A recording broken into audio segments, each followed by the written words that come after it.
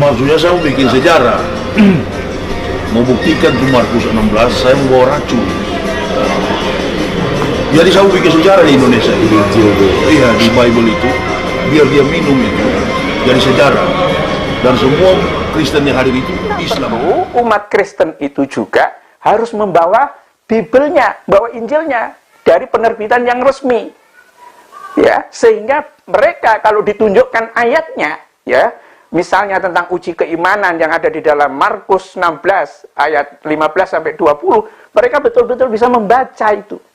Dan kalau perlu, memang kita tunjukkan tuh video tentang bagaimana orang terkapar mati semua ketika ingin membuktikan keimanan itu. Ya, apa benar ayat seperti itu adalah ayat kitab suci?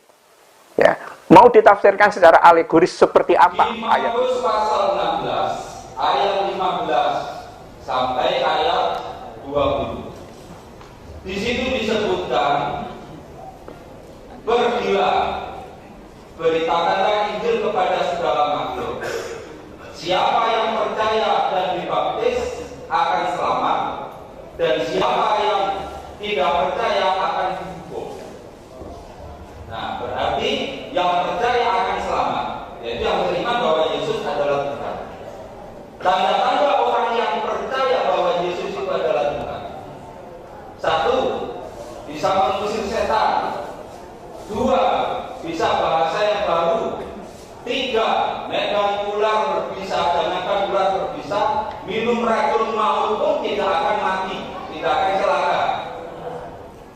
Selanjutnya, apabila tangannya ditaruh pada anggota tubuh yang sakit, maka anggota tubuh itu akan sembuh.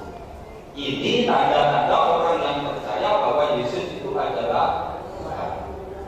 Nah, Pak Budi Asali, Pak Isra Soru sudah mengatakan beriman pada Yesus sebagai Tuhan dan mengakui Bibel adalah kitab yang benar. Tolong sekarang buktikan kalau Bapak berdua ini, pendeta dua ini betul-betul beriman Yesus sehingga minum racun maut pun tidak akan mati. Markus pasal 16 mulai dari ayat 8b sampai dengan ayat 20. 12 setengah ayat terakhir dari kitab Injil Markus itu adalah ayat-ayat yang diperdebatkan keasliannya. Dan kalau saudara tanya saya anggap itu bukan asli. Saudara bisa tanya orang ke saya, dia katakan berbeda itu terserah mereka. Saya anggap tidak asli, dan kalau saya sumber racun, jangan mau. Salam sang debaters. Berani bertanya, berani ditanya. Jangan kerja kau hanya bertanya terus, oke? Nah, kali ini lagi-lagi saya katakan, kemarin juga saya katakan saya senang.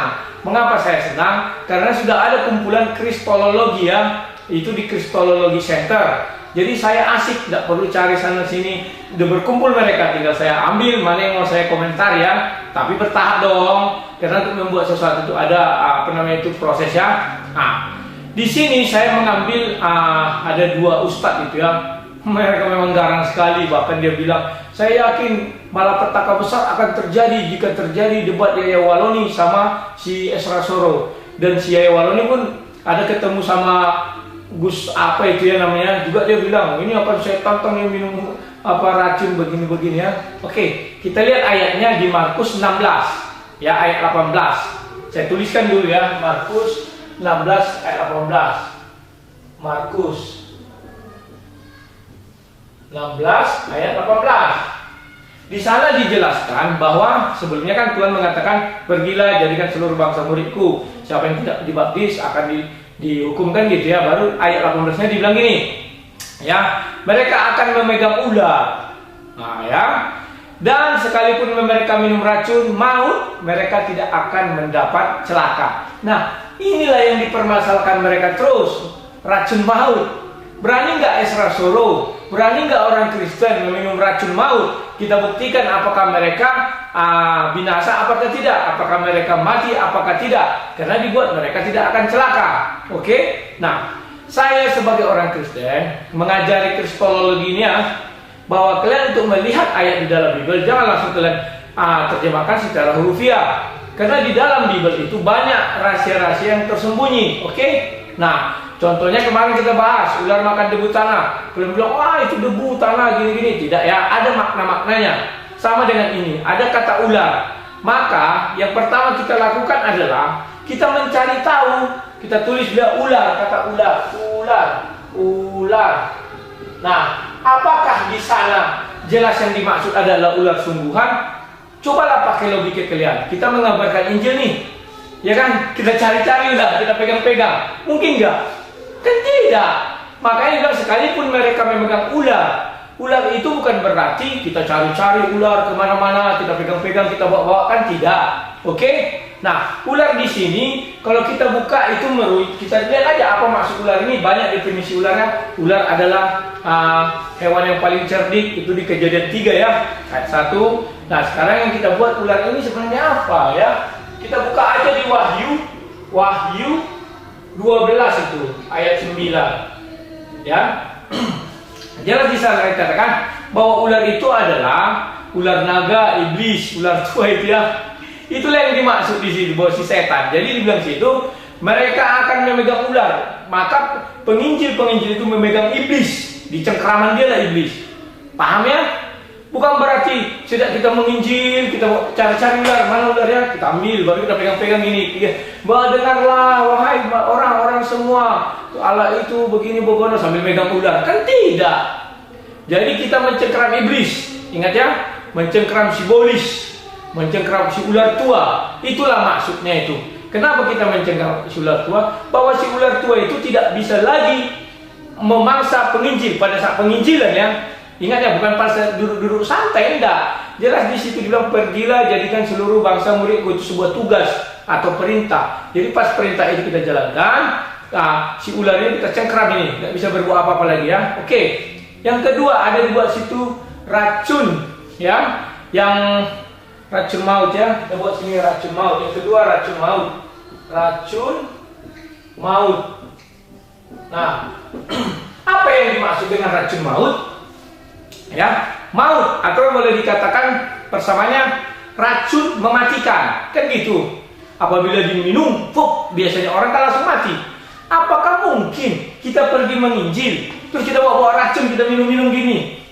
Yang benar aja lah kalian ini, ya kan? Dan sekalipun mereka minum racun, apakah itu kita minum? Jadi racun lah minuman kita. Kita nginjil ini kan, ke mana-mana, Bu, izin saya mau nginjil begini, saya jelaskan ini loh Bu begini, ambil minum racun. Ambil minum racun. Memang begitu? Hah? Tidak. Maka kita bukalah Yakobus 3 ayat 8 ya. Yakobus 3 ayat 8. Apa dijelaskan di Yakobus 3 ayat 8? Begini. Tetapi tidak seorang pun yang berkuasa menjinakkan lidah. Lidah ya. Ia adalah sesuatu yang buas, lidah ini buas loh, yang tak terkuasai dan penuh racun yang mematikan. Ingatlah, ternyata yang mau dimaksud sini adalah lidah. Lidah-lidah orang kan, seperti Rasul Paulus. Dia kan dicaci-caci, datang nabi-nabi palsu, apa yang diajarkannya jadi hambar, atau yang dibilanglah si Rasul Paulus jadi bodoh, kan begitu. Baru fitnah-fitnah, misalnya gini loh. Kita pergi menyebarkan Injil, datang orang, kan sering kalian lihat itu diusir-usir kita, sudah itu macam lah dibilangnya, kafir lah, ini segala macam. Nah, inilah yang dibilang menjinakkan lidah, ya kan? Dan sekalipun mereka minum racun, ya, sekalipun mereka meminum itu artinya meneguk, memasukkan ke dalam tubuh. Nah, maksudnya ada fitnah-fitnah dari luar atau kata kalimat lidah-lidah inilah, entah apa itu ya, fitnah segala macam dari lidah. Makanya kan dibilang yang masuk dari mulut keluar ke jamban, yang keluar dari lidah. Inilah, tidak ada yang bisa menjinakkan lidah ya, ya, hasutan segala macam. Mereka tidak akan celaka, ya kan? Misalnya nih, saya ingin Injil nih, tiba-tiba orang sana bilang, oh ya hati-hati itu kafir itu, mau pemurtadan begini bogono, dibuatlah lidahnya kan. Datanglah orang ini ramai-ramai. Nah, saya nggak celaka. Itu maksudnya. Bukan berarti secara hurufiah kita ambil minuman. Dan berbahayanya saudara-saudara, sampai pendeta untuk menjawab tantangan ini gemetar. Sampai dibilangnya ayat ini adalah ayat tambahan atau sisipannya. Tak bagaimana saya nggak ngerti. Itu Budi Asali, nggak tahu saya pemahamannya bagaimana, itu urusan dia ya. Makanya saya dalam berdebat tidak pernah membawa kawan. Kenapa? Pemikiran saya dengan pemikiran kawan saya cenderung tidak sama. Ya kan? Itu yang dialami Esra Soro dengan Budi Asali dalam satu meja duduk. Bisa jadi Esra Soro nggak setuju pernyataan Budia Salih, tapi nggak bisa dia ngapa-ngapa. Kalau ada orang itu berdebat kan lucu ya kan? Nah, itulah yang mau saya jelaskan kepada kalian saat ini ya. Nah, orang itu ngotot, tidak mau, tidak terima. Bagi kami itu racun ular ya racun maut ya kau minum, harus kau minum gitu kan, biar mati. Saya dulu sering ditantang hal sepertinya, tapi masih lewat Facebookan gitu ya. Saya mengatakan kepada mereka begini, oke, saya berani, kita siapkan 2 gelas, ya kan? Satu berisi racun, satu tidak berisi racun, ya kan? Kau dan aku kita putar kayak roulette apa Rusia itu ya, putar, kita nggak lihat, ambillah. Kita lihat Tuhan siapa yang melindungi siapa. Langsung sama-sama kita minum racun ini. Siapa yang mati, siapa yang tidak ya. Kita lihatlah di sana. Oke? Nah, itu pernah saya ajukan tantangan tersebut kepada orang-orang yang sering menantang. Nah, maka ketika saya berdebat tidak ada satu orang pun yang berani mengucapkan ini di hadapan saya. Tidak ada. Ya. Mengapa tidak ada yang berani? Karena saya sudah punya resepnya. Kalau kau menantang saya secara hurufiah, maka saya pun akan menantang kau secara hurufiah. Oke? Kita buka di ini hadis ya, hadis sahih Muslim ya, hadis riwayat Muslim ya, di kitab minum itu yang 36 bab 21 ya, keutamaan kurma Madinah itu judulnya. Oke? Itu di hadis sahih Muslim 38-13. Oke?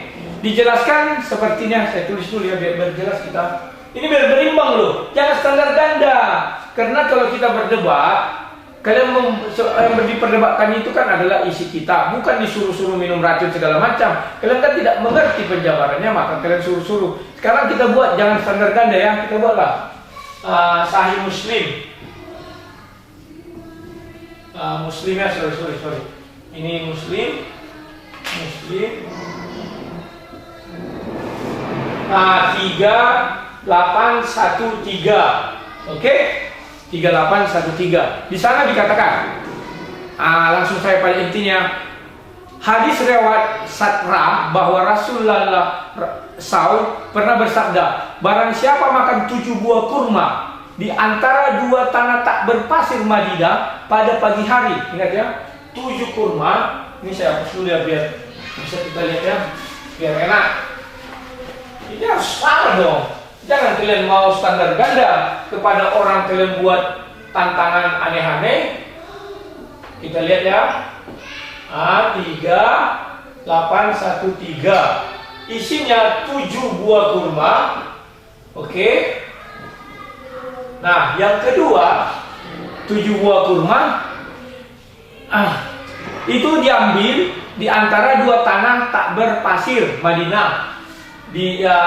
Tumbuh dari pohon kurma tidak berpasir. Ya, dijelaskan harus dari Madinah. Oke, sudah. Dan pada waktu pagi, syaratnya pagi. Ini syarat ini loh. Pagi harus kita buktikan. Kalau di Bible itu kan tidak ada syarat, dibilang begini ya, oke? Maka racun tidak akan membahayakannya sampai sore, ya. Nah, ini sampai sore, dari pagi sampai sore bisa minum racun, Nah, tidak bahaya, tidak mati ya, paham ya?